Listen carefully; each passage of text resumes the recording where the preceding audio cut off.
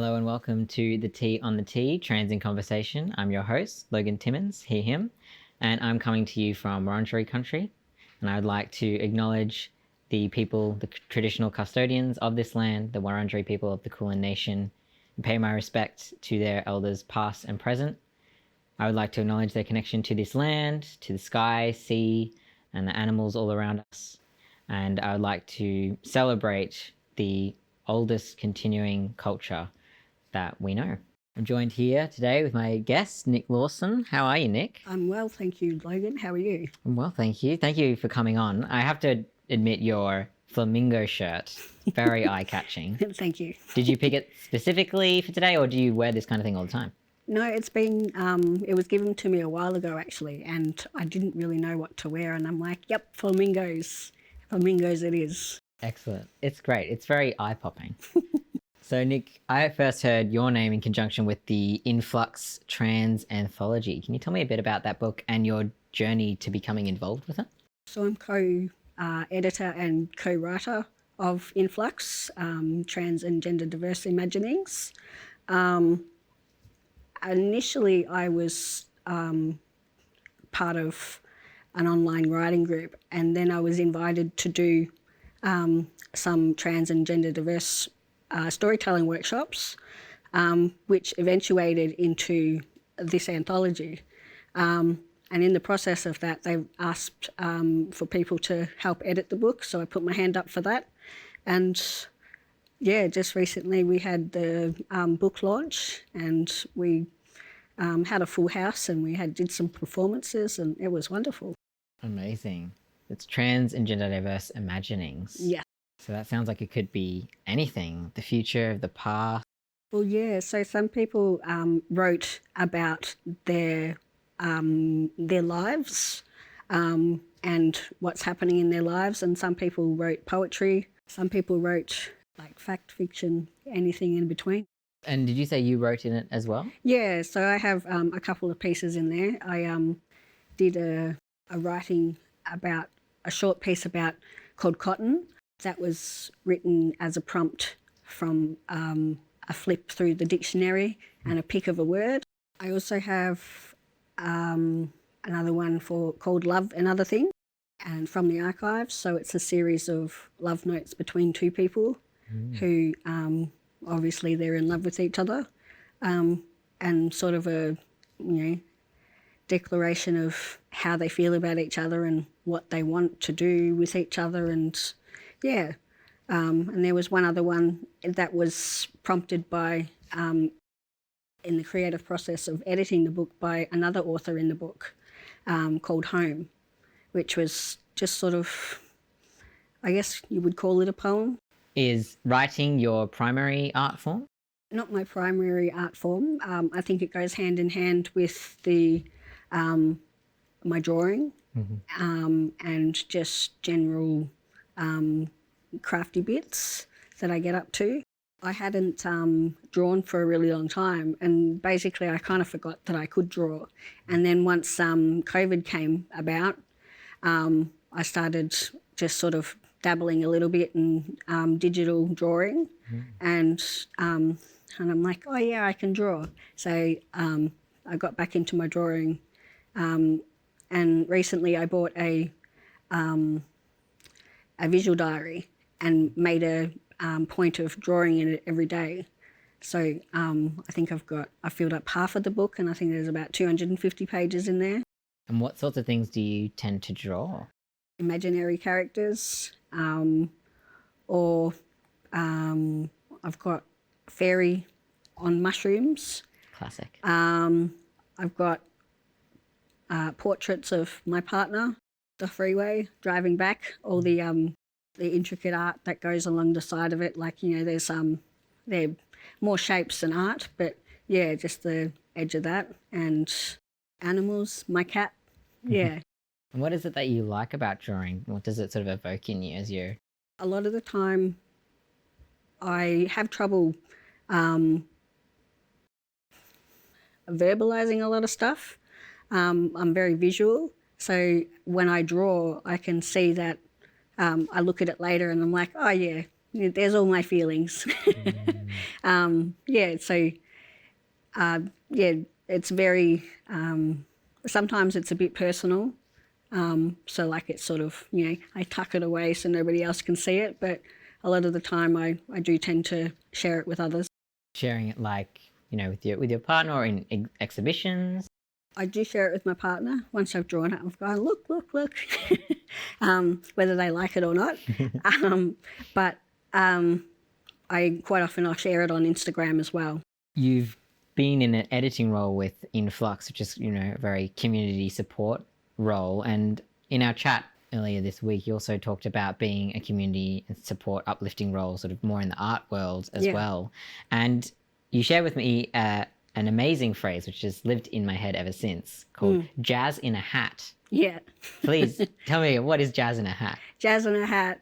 It started at a local business, and they get a bunch of musicians and to do 2 sets together, and they put all these musicians' names in a hat, and they draw it out, draw names out of the hat, and then they put for people who are playing in that set, and then they do a improv jazz. And there was one time that was really good. They got one of the local videographers to do a silent film, and then they got 5 musicians to respond to that piece without ever having seen it before. So they had like the drums, a vocalist, I think there was a trumpet person in there, a bass guitar, wow, saxophone. Goodness, just not having prepared before or just coming together and playing music. Right. And what was your role in that? Support. So yeah, a spectator support person. And do you play any music yourself? No, I don't. No. Cool. You've just got a good ear for it. Yeah. You also spoke about other community initiatives down near where you live in Geelong, particularly around art as well as music that you've been involved in, and you've seen a lot of sort of queer and neurodiverse representation coming to the fore. Yeah. Is that new? Are you seeing more of that as you're being involved? Yeah, I am seeing more of that, and I think that comes from more visual people being visible, queer people and neurodiverse people being visible to other people who might not be as confident to go out and do put their work out there. Mm-hmm. Admittedly, I haven't always been very confident in my own work, and it was from other queer and neurodiverse people that encouraged me to do put my work out there. You receiving that support and now passing it on? Yeah, definitely. What have you seen in your time with these art shows?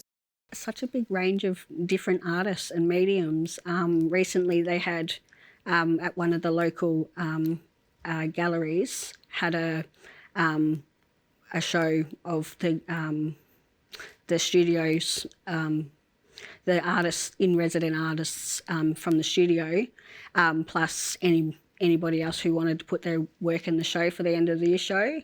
And somebody said to me, which one's your favourite piece? But I mean, there were so many different mediums and so many different people that had put their work in. It was really hard to do, just to pick one. And one of my favourite ones though was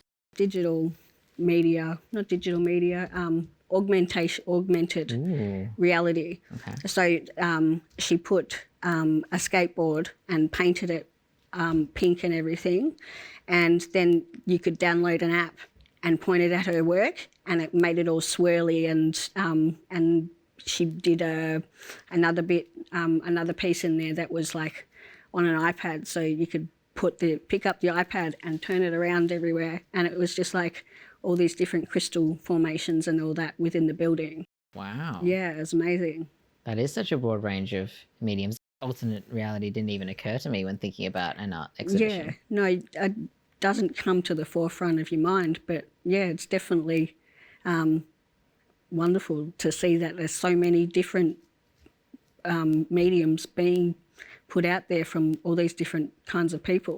Amazing. And is Geelong known for having a pretty big art scene? the mainstream art scene with the Geelong Art Gallery and all that, but there's that underlying artist scene that doesn't get a lot of attention, but is definitely, I think that people miss out when they don't get to see it because there's so many amazingly talented people there. And yeah, I just wish more people would get to see it because it blows my mind. It's very inspiring. Has it inspired you in any particular way? Definitely has, because there's been artworks that I've written poetry to. Wow. There was a book released called, and it came with just general drawings of from the person, and then they had a little book of poetic accompaniment. So for each page there was a little poem in a separate book that came with it, and it was encouraging people to respond to that.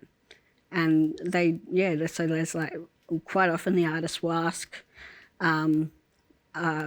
people to respond to their work, and just for the creative process, I guess. Sort of a loop of people sort of feeding and inspiring each other. That's amazing. Just keeps the creativity going. Yeah. So for your own art, you say you've done digital drawing among lots of other things. Do you have, something that you'd like to do with your drawing or share through your drawing? I think that I want to be able to share that with people, but for people to buy it, but also use that money to put back into the community for people who don't necessarily get a chance to be involved in that kind of environment. So I'm hoping that I can help to create the environment where there people who are trans, gender diverse, neurodivergent, and disabled too, can come and be comfortable enough to sit in a room, and not even sit in a room, go out to have at a picnic table down by the beach and just draw or write or, just inspire each other.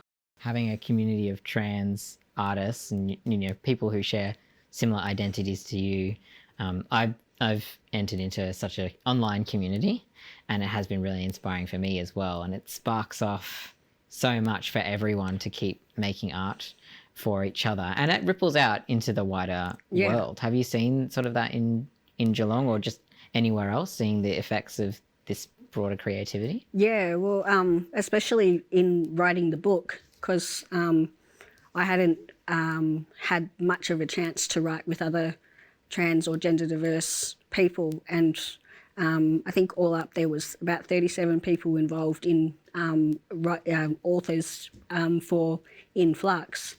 I was online, so there was I didn't get to meet all of the authors, but just working with the people online was amazing. I was just so comfortable and didn't have to explain or justify myself as to why I wanted to be there. I was just allowed to be. Meeting all these different people who were from various different walks of life, I don't know, it's so amazing. I just never thought that, I don't know, my little brain, I don't think I ever thought that that would be able to happen.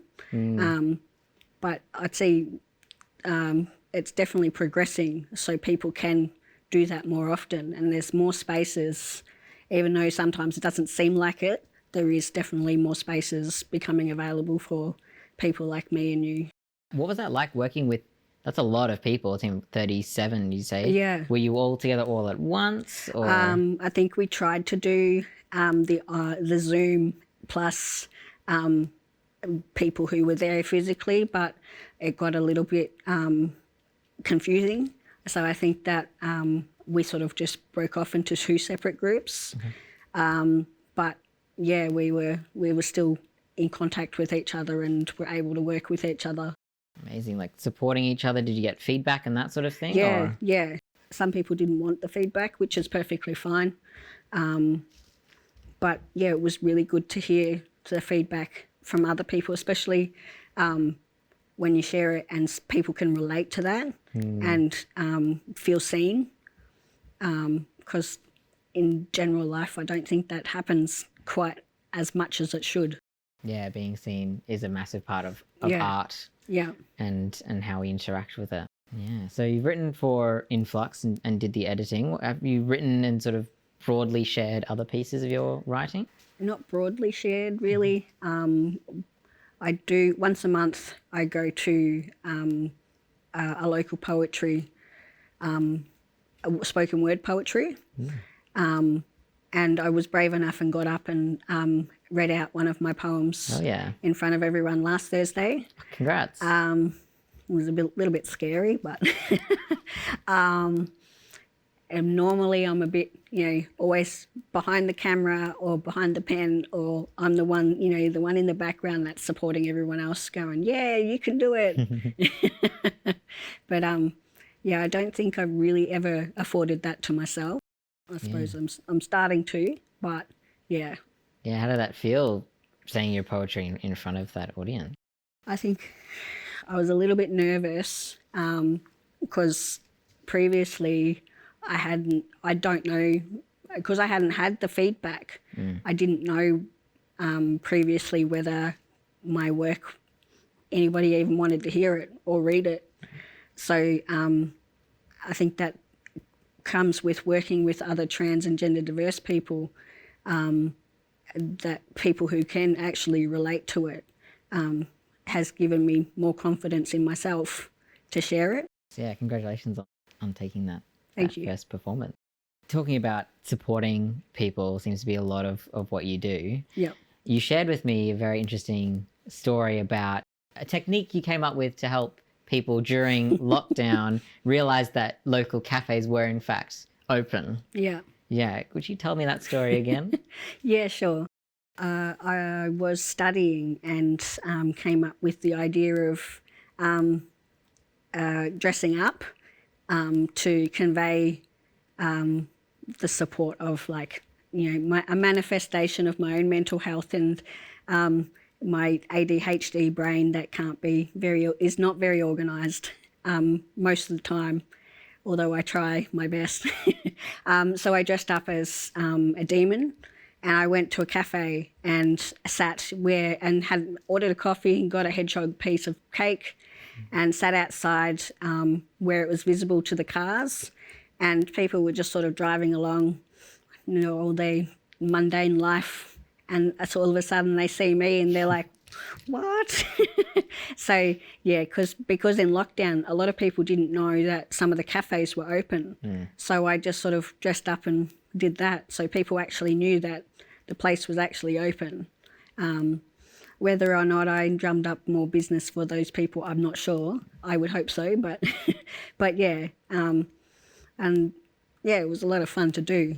So creative. I wouldn't have thought, dressing up and going and sitting at a place is a great way to draw attraction to it. Yeah. Do you do a lot of, cosplay or dressing up or anything like that? Not in the past. When I was a kid, I didn't get to do that sort of stuff. So I do quite a lot of it nowadays.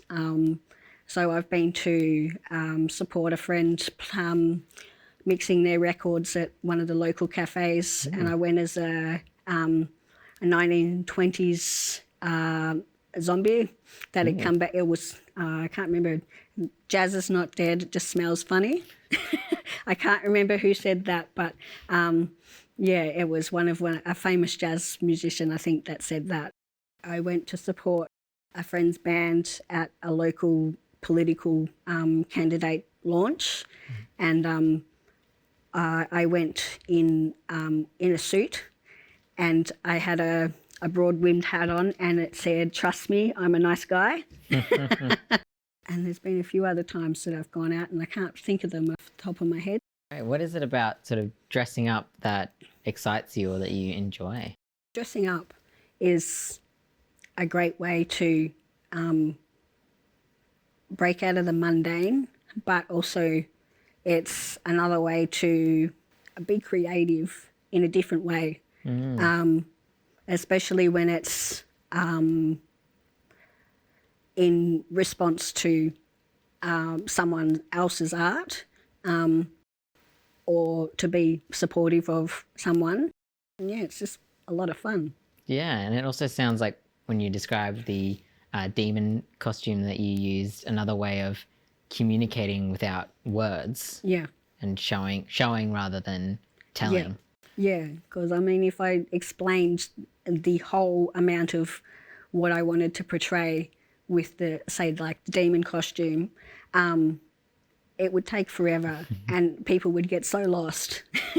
So like I try to, it's a big way to convey it. Like, and there's been one time when I dressed up as a demon, I had my work boots on, but I only had one sock on, and it was like pulled all the way up to my knee, and it was rainbow coloured. Nice. And so it was, the disorganisation, but we're still here kind of thing. As far as your broad range of art, we've got dressing up, we've got writing and drawing. Is there a next project for you? Are you working on anything at the moment? Next year, I hope to start producing more art and create a zine that I can get other trans and gender diverse people involved with, neurodivergent people as well, and disabled people. Again, not necessarily for people who don't necessarily get involved or get to be involved. Maybe some writing classes in Geelong for trans and gender diverse people as well. I love zines. Yeah. I'm new to the zine world. I found out about them like 2 years ago, so I'm very interested. What do you have a topic that this zine would be about particularly? I haven't got that far yet, but I know that I'm going to. At the book launch, I'd sold some of my art, and the money that I got from that is going towards buying more stuff to make zines. So Nice. I want to be able to, any money that I make, hopefully I can put back into the community. Would this be your first zine? And do you have a particular way that you like to make them? Not my first zine. I actually designed the program for the book launch that we had recently for Influx, and that was a 16-page mini zine. Okay. So it was an A3 folded down into 16 pages. Okay, yeah. Yeah. Nice. And before that, I designed a 8-page zine for a trans and gender diverse art classes that they had in Marybeck, and that was a 6-page zine. But there's also just A4 folded in half. There's lots of little different ways you can fold them, so it'll be a creative process, I guess. I love the ones where you get an A4 page and then fold it up into that like the little like 8 or so page zines. Yeah, so you cut it in half and then you can fold it. Yeah. Yeah, I love those. It's just, it's all on one page. You do it and you fold it and then you're done. So I'm a big fan of tattoos. Yeah. I have a bunch myself, and it's a way that I express myself and connect to my body, and kind of like you were saying, express things not in words. I have some tattoos that are words, but others that hold concepts or ideas for me that signify more than words could say easily. Do you have any tattoos? I do. Only 2 though, because I have a connective tissue disorder, so my skin is very doughy and it scars very easily. So no matter how well the person does it, the tattoo becomes raised. I have one that's of Bastet. She's the moon goddess in Egyptian mythology, in her cat form. And she's Ra's daughter, and she protects Ra at night time from Apep, which is the snake that is always trying to kill Ra. But also from a past life, I have a tramp stamp that says established 1985, and it goes like this, and it's underneath the Cancerian star sign symbol. And if anybody knows the Cancerian star sign symbol, it looks like a 69 but sort of skewed. Oh, yes. Yeah. Yep. And what does Bastet like symbolize to you? Why did you get that tattoo? I've always had a fascination with the moon, but I don't know, I just really been drawn to Egyptian mythology. Has the moon featured in any of your writings or drawings? Yeah, quite a lot actually. Right. In my in Flux actually, for love and other things, it's mentioned in there a few times. Quite often in my work, you'll see a lot of moon. I can resonate with the idea of the moon and stars. I feel like more for me personally, kind of having this awe-inspiring effect on me. I often look up at this, when I can see the stars at night and feel sort of this sort of like opening of my chest even, and like more possibilities. Yeah. Feeling, yeah, do you have a similar or totally different feeling related to the moon? Well, the moon dictates the tides and everything like that. And I mean, we're 70-something% water. So I would say that the moon dictates us a lot of the time. I don't know whether dictates probably the right word, but affects us, has an impact on us. So especially when it's a full moon, people tend to go a bit nutty, myself included. I don't know, there's something special about the moon.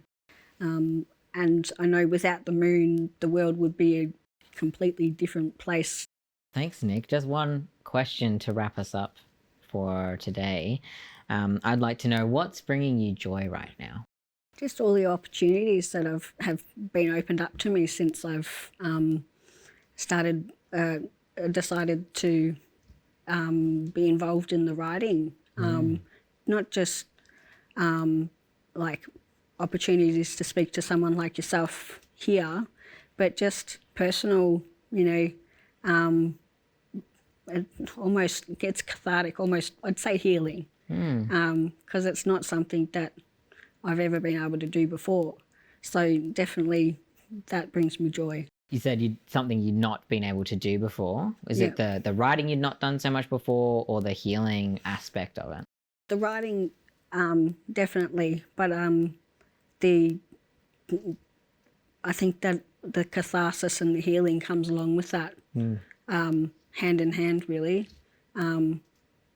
It's just really exciting to be able to see that in other people as well. Thanks so much, Nick. Thank you for having me. For coming and chatting. It's been great to have a talk with you and explore your art and out-of-the-box creativity. And that will end us for tonight. This has been The Tea on the Tea, Trans in Conversation. Have a good night and take care.